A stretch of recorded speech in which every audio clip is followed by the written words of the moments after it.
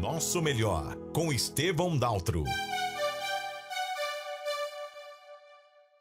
Olá, estamos aqui para mais um Nosso Melhor.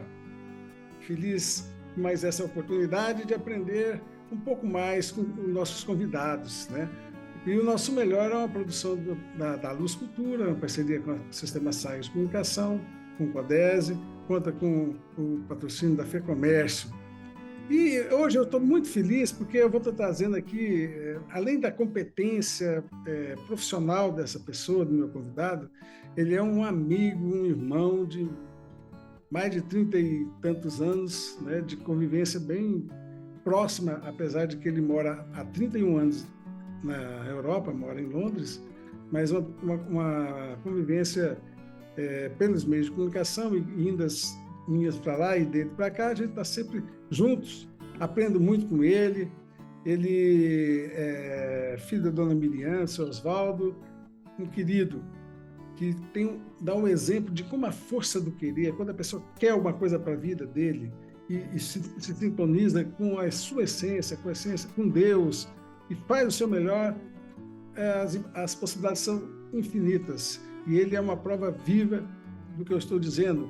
Chega para perto aqui, meu querido André Luiz Oliveira. Satisfação te receber aqui no Nosso Melhor, meu amigo. Prazer é meu, Estevão. Como é que tá aí em Goiânia? Calor demais? Goiânia eu não sei, eu estou em Pirinópolis agora. Mas diz que está quente. Tá frio, já começou o inverno aqui. Pois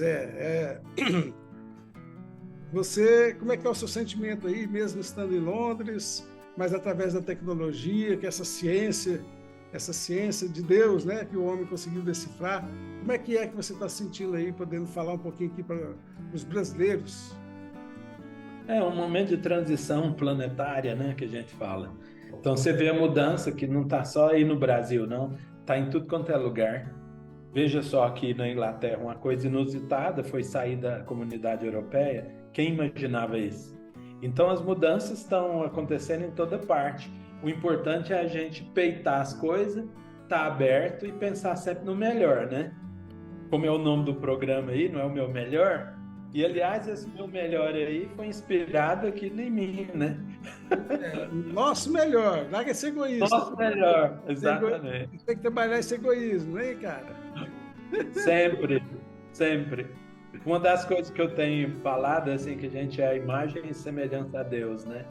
E isso faz a gente pensar, porque em todos os momentos a gente, apesar de querer ser a imagem e semelhança a Deus, você está em constante burilamento de alma mesmo, né? Então tem que estar atento no falar, atento no se expressar, para poder manter a frequência elevada. Então, boa correção aí. Sim, senhor. E agora, mas antes da gente falar do que você faz, André, a gente tem o hábito aqui de dar oportunidade para as pessoas que vêm para o programa se apresentarem. Como que é o André Luiz pelo André? Quem é?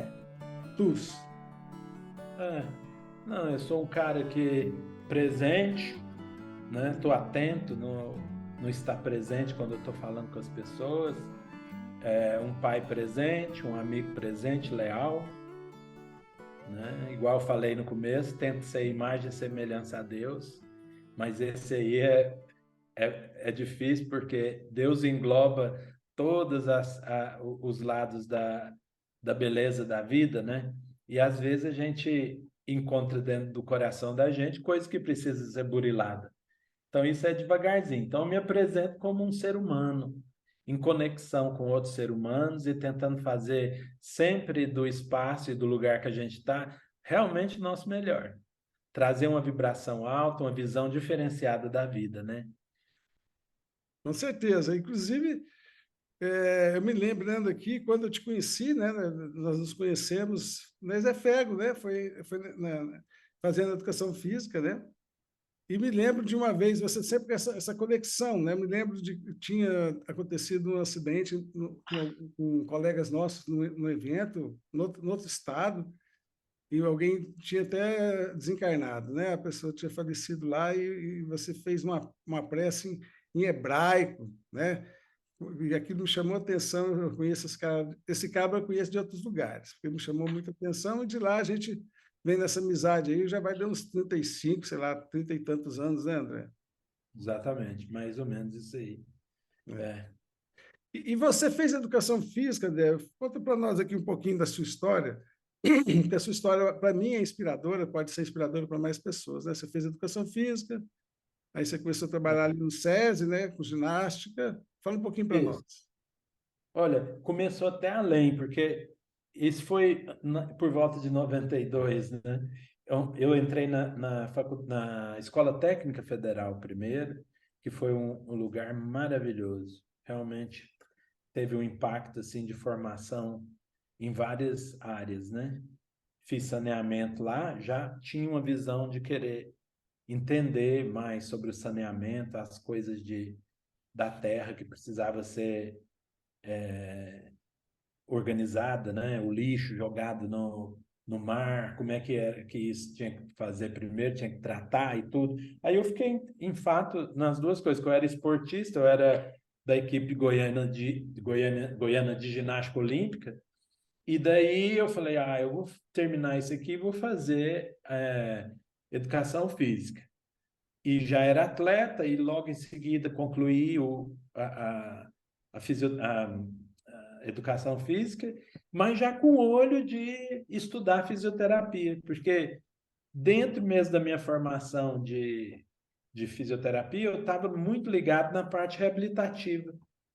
Aí eu falei, olha, eu vou dar Sua formação de educação física, né? Primeira. a formação de educação física, que me levou a pensar em fazer fisioterapia.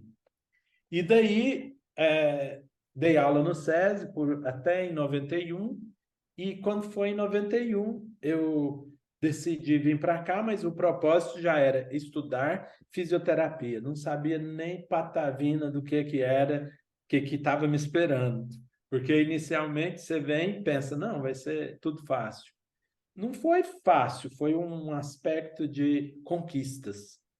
E um momento assim, o primeiro trabalho foi, cheguei numa quarta-feira, eu acho que num domingo eu já estava com trabalho e comecei a trabalhar lavando prato, como todo mundo começa, numa área bem central de Londres, na parte de Covent Garden, e foi o meu primeiro trabalho nessa área, e eu fiquei dentro desse restaurante até me formar em fisioterapia, porque aí de lá eu comecei a me movimentar e entender que tinha que fazer para poder fazer a universidade aqui. E uma das coisas inicial também, no domingo eu estava no trabalho e na segunda eu já estava estudando inglês, já falava inglês, mas não com uma fluência como eu tenho agora. Então são 31 anos aqui já. 31. E 31. Outro dia minha filha me alertou, nossa, você tem mais tempo em Londres do que teve em Goiânia. Falei, é verdade. É E eu verdade. sou comedor de piqui, né? Então, assim, essas coisas aí. Agora aqui, né, nos últimos 5 anos, você vê que tem muitas vendas de piqui, o pessoal traz tudo, pão de queijo, esses negócios. Então, isso não é mais novidade aqui. Então, sempre que dá vontade, vou ali e busco um pouquinho de piqui para fazer com arroz e carninha de porco. Olha só, rapaz, quer dizer que tem piqui em Londres? Tem, Nossa, tem. coisa boa. Conservado, mas tem. Não é igual aí que acha ali na Avenida Goiás aos É, litros, esses dias o né? Gentil, meu sogro, estava aqui comigo, meu cunhado, abrindo piqui. Abrindo Ah, mesmo, piqui, tirando, né? Essa coisa. Pega ah, aqui por aqui no Cerrado, em Goiás, né? Mas que legal, exato. né? Agora, mas por que você quis fazer fisioterapia aí? Por que você não deu continuidade no Brasil mesmo? O que te levou a mudar de país? Eu creio que eu estava sempre querendo ver além e sempre focar além da minha capacidade para eu puxar eu mesmo para melhorar. Então eu falei, olha, vai ser um desafio, porque fazer um, um curso numa outra língua, foram 4 anos de curso, neuroanatomia, neurofisiologia, coisa difícil, anatomia, fisiologia, estudar bem profundo, isso aí exigia muito de mim.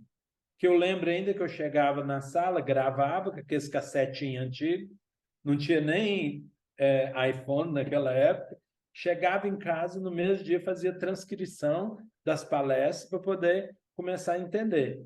Então, assim, foi uma vontade de querer fazer além do que eu queria fazer, porque é a única maneira que eu vejo quando eu faço alguma coisa que parece impossível e que depois eu conquisto e vejo que não é impossível, aí me dá um ânimo de alma grande, que eu falo, então eu posso qualquer coisa. E daí foi, de uma coisa a outra, foi abrindo caminhos para mim, comecei a estudar numa universidade aqui, depois que concluí, fui para eu queria só trabalhar em 3 hospitais. Eu falei, olha, um desses 3 hospitais, os melhores de Londres, eu vou ter que entrar neles. E fiz o meu currículo, mandei para eles, para os 3 hospitais melhores. E me chamaram para entrevista. E a gente está falando aqui, era 700 pessoas para 3 vagas, o outro eram 2 vagas para mais de 1.000 pessoas, e o terceiro era 1.200 vagas para 2 pessoas também. 2 E eu vagas. pensava 2 assim, vagas. só 2 vagas, 3 vagas em um e 2 nos outros 2. E aí eu pensava, eu vou partir para o meu melhor, então vou tentar. E mandei, e aí foi selecionado primeiro para fazer uma entrevista. Eram umas 3 entrevistas que você passava. Aí nos 2 primeiros, eu passei na primeira, passei na segunda, e na terceira não passei. E aí, no último, eu falei, olha, Deus está me treinando, porque aí eu vou melhorando nas técnicas de entrevista. Passei na primeira, era peneirado, depois passei na segunda, aí na terceira não passava. Aí eu fui partir para o hospital que eu queria, que eu fiz a aplicação dele no final, porque eu já estava ligado. Eu falei, deixa eu testar nesses 2, esses também são bons, e se eu conseguir passar nos 3, depois eu escolho. Mas o que eu queria é o Royal London Hospital, que foi o que eu trabalhei. E daí tinha 2 pessoas só, e eu fui selecionado na primeira, na segunda... 2 vagas, tinha 2 vagas. 2 vagas só. Eu estou traduzindo, viu, gente? Porque ele fala mais inglês que português, às vezes ele confunde, né? Perdão. Eram 2 vagas e eram 789 pessoas. E daí eu passei na primeira fase, na segunda e na terceira. Isso para mim foi interessante, porque eu lembro que a minha mãe estava aqui e ela acompanhou isso, ela veio visitar e eu falei, ixi, não passei na primeira nem na segunda. Aí ela era bem assim, tranquila, falava, Deus está te treinando, relaxa. Na terceira agora, na hora que eu chegar lá no Brasil, você vai me ligar e vai falar que eles te deram a sua vaga. E não deu outra, foi novembro. Novembro de 98. Aí eu liguei no outro dia que ela chegou lá, falei, consegui a vaga. Então, assim, vitórias. Então, eu não só... Aqui em Londres, eu só posso dizer que esse lugar tem sido muito carismático comigo. E eu com esse país, porque realmente abriu as portas para mim. Recentemente, eu peguei a cidadania inglesa também. Então, as coisas começaram a mudar. Hoje, casei com uma italiana e tenho 3 meninas nascidas aqui, então vocês imaginam em casa, eu respondo em português, a Liana me responde em italiano, e as meninas se comunicam ou em inglês ou em português. Então é uma coisa até interessante de ver. É normal para mim, mas quando eu conto para os meus amigos, eles pensam que é uma farinha, uma torre de Babel em casa, né? Eu acho super legal as meninas, quando elas vêm, quando eu vou aí, né? Eu acho muito legal esse plural, né? E além disso, elas não estão restritas só nessas 3 línguas, elas ainda estudam outras línguas, né? exatamente. A mais velha está com 17 anos, já fala 5 línguas e 2 fluentes, todas na parte de latina, né? Então ela fala o espanhol, o francês, o italiano, o português e aí o inglês também. Então, e as outras também estão nos caminhos. Minha esposa é italiana, mas fala chinês e japonês, e ela ensina chinês para a mais pequena, que mostrou interesse. Então, ela aprende os harikanas e katakanas lá as, a- os, Aqueles as desenhos letras, lá, aqueles símbolos, né? as letras naquele idioma. Eu Sim. eu acho, olha, gente, quem estiver acompanhando, né, é tão importante. Se eu mesmo tenho um sonho, estou jogando para o universo, quero ter oportunidade de ainda morar um tempo fora para melhorar minha facilidade com o inglês mesmo e proporcionar para os filhos que quiserem ir, que puderem ir, né, aprender outra língua, porque isso abre portas, né? Você ter estudado inglês também no Brasil abriu a porta para você tá aí, né? O Cláudio, do seu irmão, já tinha ido primeiro, né? Teve uma história assim também, né? Isso. Sim, sim, ele veio para aqui, para Londres, depois foi para a Austrália, mas está agora no Brasil, né? E o outro irmão morava na Holanda, entre Holanda e Alemanha, ficou uns 10 anos aqui, mas retorna e ele é um diretor coreógrafo em São Paulo hoje, né? Então, todo mundo saiu de casa para ter essa experiência. E é interessante isso, porque às vezes um fala assim, mas como é que você vai sair para o desconhecido? E muita gente tem medo, tem receio, mas não sei se é porque eu naturalmente eu gosto de desafios, então isso me levou a sair para o desconhecido, porque eu sei que dentro do desconhecido, quando você tem boas intenções, só o bom acontece. Então, é uma questão assim de ter coragem, porque vencer o medo, né? Sair da sua zona de conforto, se você quiser prosperar. Então, assim, conheci muita gente, criei um círculo de amizade grandiosa com os ingleses, com outras nacionalidades.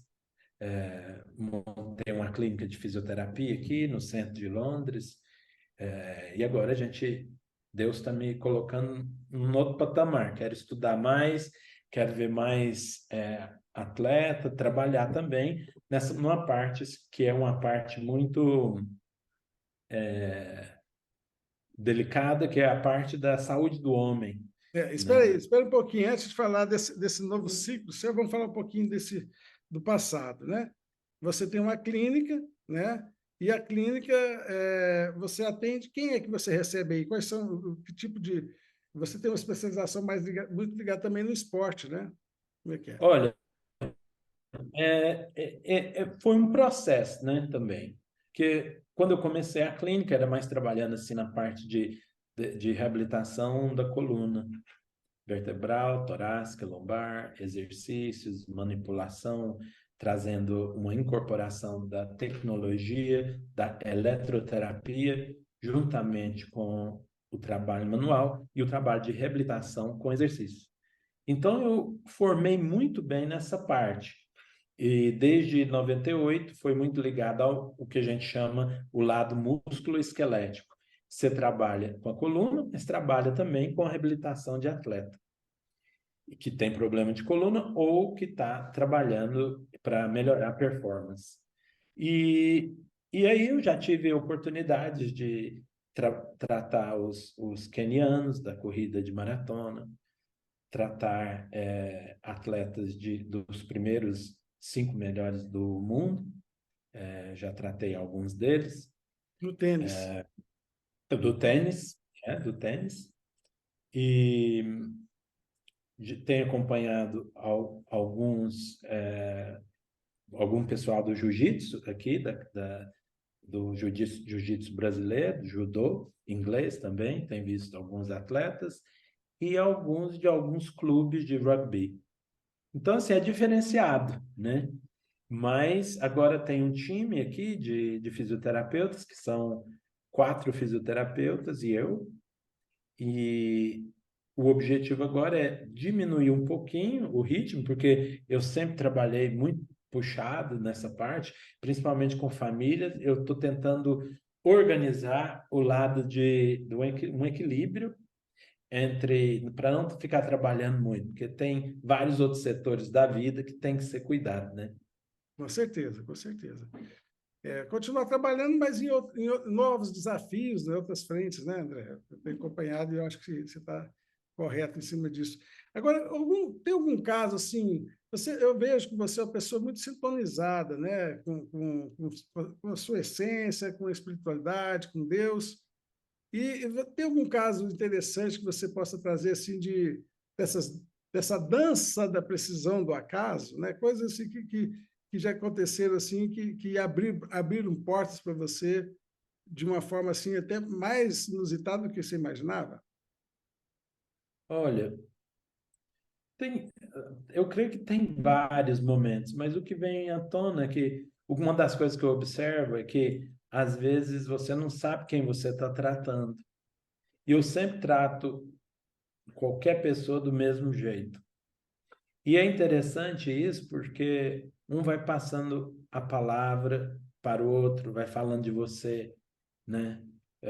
As conquistas que as melhoras que eles tiveram nesse contexto. E de repente, seu nome passa e de repente você recebe chamadas telefônicas de gente que é interessante, que está dentro da política ou que está dentro de um outro rol de, de, de, de pessoas, né? E isso é legal ver que a gente fazendo bem, ainda bem que faz o bem e que é falado, né? Porque também se fazer o mal também é falado, mas tem que ver esse objetivo de falar o bem.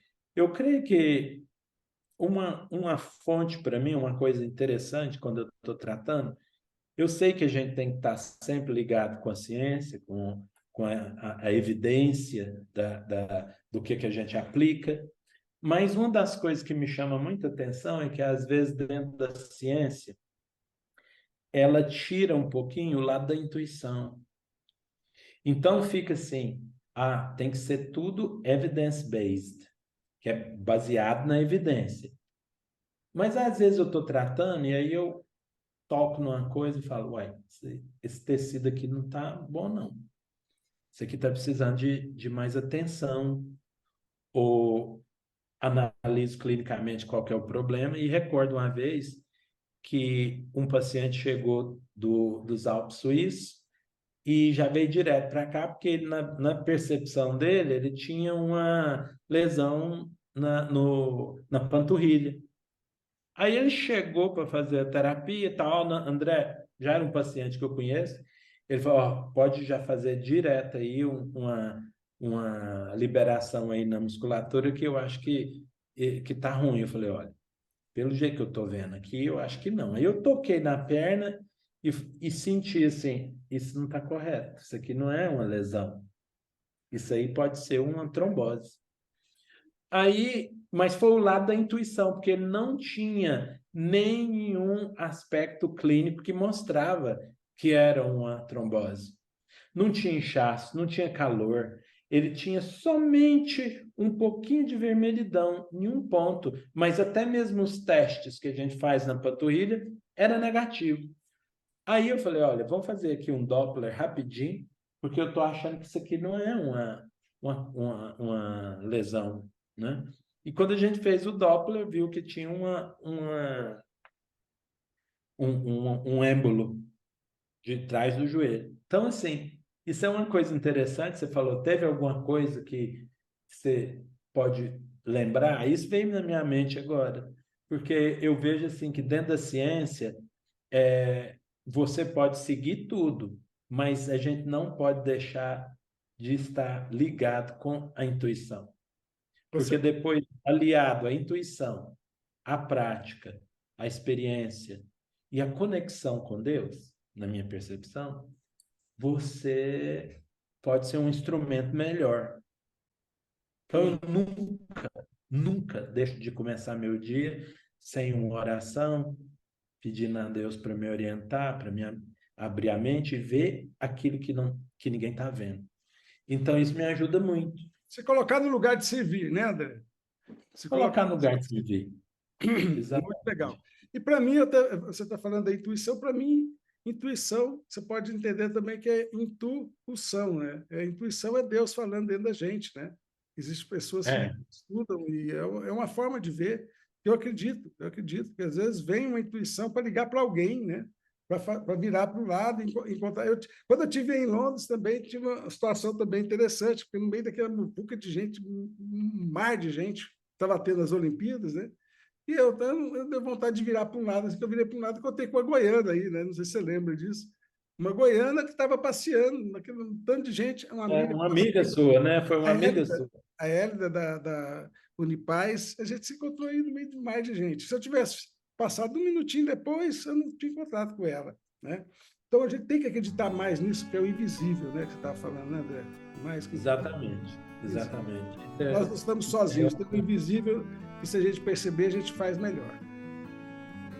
Né? Exatamente. E isso tem que partir para as técnicas que no mundo de hoje está tudo esquecido, que é a meditação, respirar bem, comer bem, estar em conexão com o nosso Criador, com Jesus Cristo, ter Ele como bússola, porque aí as coisas mudam. Então, nesse momento que a gente está passando por um momento muito peculiar na transformação da Terra, precisa de gente que está em sintonia, precisa de gente mais aguçada para poder tomar decisões melhores, colocar os governantes melhores. Isso é de uma responsabilidade enorme de cada um de nós. Nessa palestra, nessa conversa nossa aqui, quem estiver assistindo, que o meu exemplo nesse sentido possa te inspirar.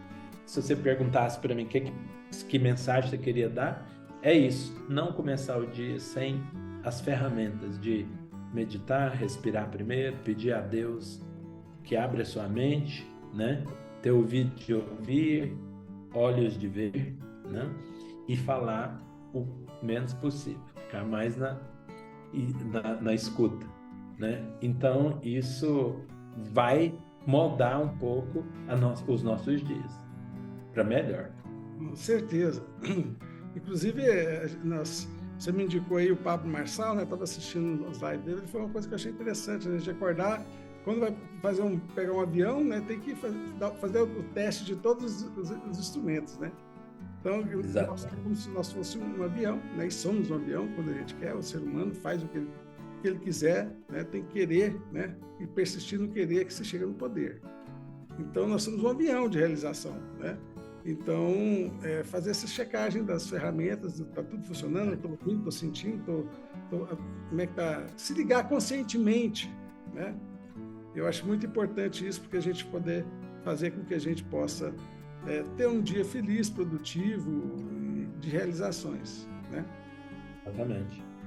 Meu querido, muito grato pela sua participação, que você possa continuar se firmando aí no seu caminho, nesse caminho de busca espiritual, nesse caminho de realizações materiais, profissionais, com as minhas sobrinhas, né? E que você, em breve, volte aqui a Goiânia para a gente, quem sabe, trazer essa clínica, né? Quem está nos ouvindo, a gente tem um sonho aqui, nós somos sócios já somos sócios, quem sabe trazer esse modelo de sucesso da clínica aqui para o Brasil também, né? Com prazer. Obrigado por ter chamado para participar aí, tá bom? Falou, meu querido. Um abraço. Então, esse foi o nosso Melhor de hoje. Espero que a história do André possa te inspirar, como me inspira, a fazer a sua melhor versão a cada dia, né? Seja com a sua família, com você mesmo, no seu trabalho, na sua instituição religiosa e também pensando no que é coletivo, no governo, né? Estando no momento de transição, faça o seu melhor e apoie aqueles que a sua bandeira, independente de quem é que está governando o país, apoie as suas bandeiras e seja feliz. Até a próxima. Fica com Deus. Você ouviu no Sistema Sagres Nosso Melhor, com Estevão Daltro.